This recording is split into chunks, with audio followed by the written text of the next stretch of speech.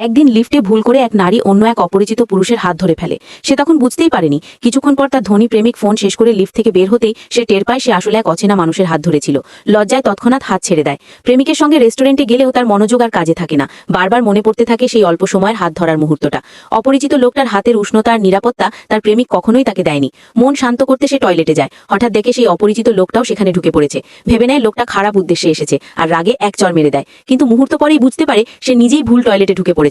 ভয় পেয়ে পালাতে চাইলে লোকটা তাকে হালকা করে টেনে একটি ছোট কেবিনে ঢুকিয়ে ফেলে। সংকীর্ণ জায়গায় দুজন খুব কাছাকাছি চলে আসে। নারীর হৃদস্পন্দন বেড়ে যায়। ঠিক তখনই তার ধনী প্রেমিক টয়লেটে আসে। সে তার বান্ধবীর কাপড় দেখে সন্দেহ করে বসে। মনে করে সে বিশ্বাসঘাতকতা করছে। রাগে কেবিনে ঢুকতে চাইলে নারী তাড়াতাড়ি বেরিয়ে এসে অজুহাত দেয়। প্রেমিক চলে যাওয়ার পর সে কেবিন খুলে দেখে ভিতরে কেউ নেই। অপরিচিত লোকটা পাশের দিক দিয়ে বেরিয়ে যায়। পরে জানা যায় নারী ও তার ধনী প্রেমিকের সম্পর্ক আসলে ব্যবসায়িক বিয়ে। ভালোবাসা নেই। মেয়েটির কাছাকাছি যাওয়ার জন্য একদিন সে ভাড়া করা দুজন লোক দিয়ে নারীকে বিরক্ত করায়। নিজে এসে নায়কের মতো তাকে বাঁচায়। কিন্তু ঘটনাক্রমে নারীর বান্ধবী ভুল বুঝে ওই লোকটাকে অজ্ঞান করে বেঁধে ফেলে। জ্ঞান ফেরার পর লোকটা দেখে সে বাঁধা অবস্থায় পড়ে আছে। নারী তাকে বোঝায় বান্ধবী ফিরলে সে খুলে দেবে। নারী গোসল করতে গেলে লোকটা সহজেই নিজেকে খুলে ফেলে। গোসল শেষে নারী তাকে সামনে দেখে ভয় পেয়ে যায়। লোকটা বলে, তুমি আমাকে বেঁধেছিলে, এখন আমি তোমাকে বাঁধলে সেটাই ন্যায্য। ঠিক তখনই বান্ধবী ফিরে আসে। কিন্তু নারী এমন অভিনয় করে যেন কিছুই হয়নি।